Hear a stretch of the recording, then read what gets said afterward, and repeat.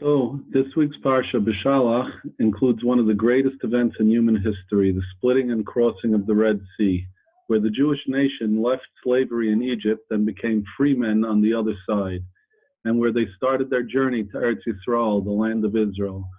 On a personal note, I'm recording this before leaving to the airport on my way from the Promised Land back to exile to my old hometown, New York, for business. I run a startup here in Israel, and we're hoping with God's help to meet with some customers and investors. The irony of leaving Israel to travel to modern-day Egypt during the week of Beshalach doesn't escape me. On another level, it's even more intense because I moved here 5 years ago with my wife and children, and for the first 3 years, it was a love affair, at least for me and my wife. The kids were adjusting at their pace, a little slower than us. And using a tree metaphor, we were rerouting very, very strongly.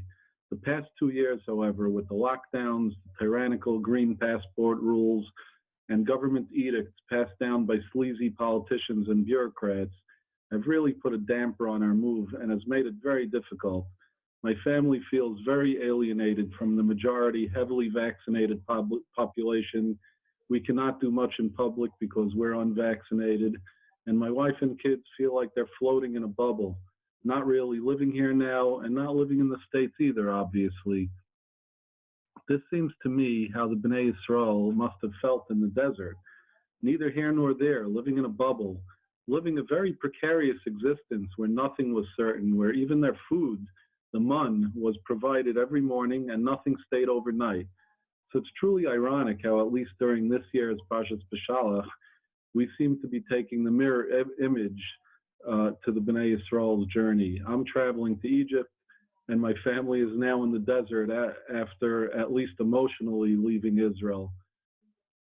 With God's help, I will succeed in my mission to bring the man home back to Israel from the States. The tyrannical regulations will be lifted, and my family will be able to continue on our journey to make a new life for ourselves here in the Promised Land. I wanted to discuss faith.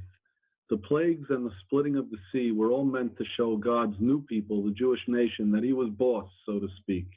And yet, before this, and certainly afterwards, we're expected to live with faith without seeing God's miracles.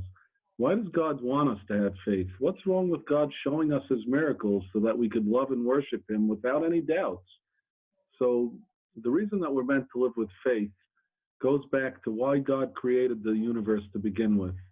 The Ramchal was a brilliant man, lived in Italy and I believe Amsterdam in the 1700s.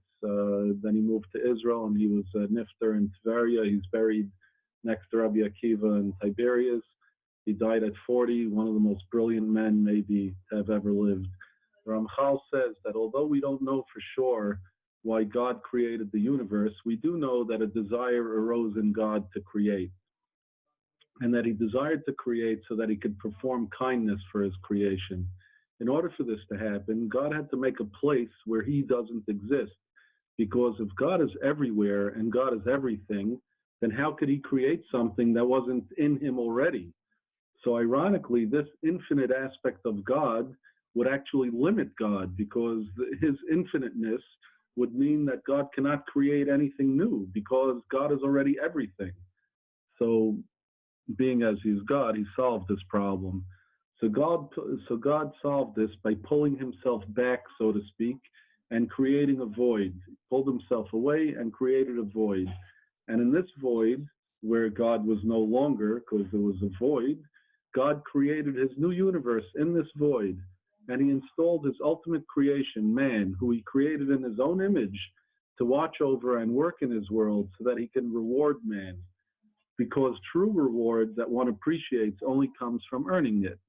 Unearned and undeserved reward is not appreciated and would not accomplish God's purpose of performing kindness for his creation. Because as we just discussed, God created man in the universe to perform kindness.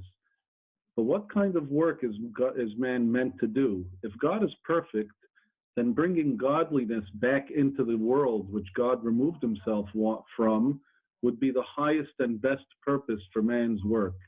So God gave man the opportunity to bring godliness into this ungodly place. But if God was manifest everywhere blatantly, then there would be no opportunity for man to bring godliness into the ungodly place because God is everywhere. Faith is what we have because God has removed himself from the place where we're functioning in. So this is the purpose of faith. We are meant to act as if we see God everywhere, and by emulating God's behaviors as taught to us by the Torah, for example, be merciful because I am merciful, be truthful because I am truthful. These are all behaviors that God taught us to be because he is like that. So, and we learn that from the Torah. So by emulating God's behaviors in this way, we bring God's light into the dark world. And then we become God's partner in the world, so that when it's time for reward, we've earned it. And even more so than earned it, we have actually come to identify with God himself through our actions.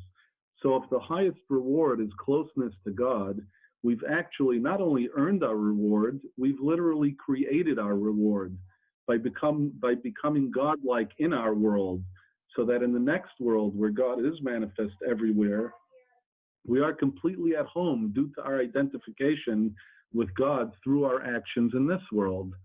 The Jewish nation that left Egypt witnessed all the miracles of the plagues and the Red Sea and the desert, and it was their job to create a nation that lived on its faith for all time afterward. This was done by creating a national story and inculcating that story into their children and especially their children's children, so that it would be sustaining and sustainable. They created the eternal nation. Sometimes it's hard to live as if God is at our shoulder, especially in dark times like this, where fear and negative feelings and thoughts are so overpowering. But it's times like this specifically where it's critical that we draw on our reserves of faith, strength, and understand that this is exactly what we were created for. I want to bless all of us that we take the opportunity of this week's crossing of the Red Sea to cross through our personal barriers of fear and negativity. And the way we do that is with faith, by just imagining that God is at our shoulder and watching over us and rooting for us to become more like him and acting the way he would act in any given situation if he were us, because he is us. Shabbat Shalom from Renana, Israel.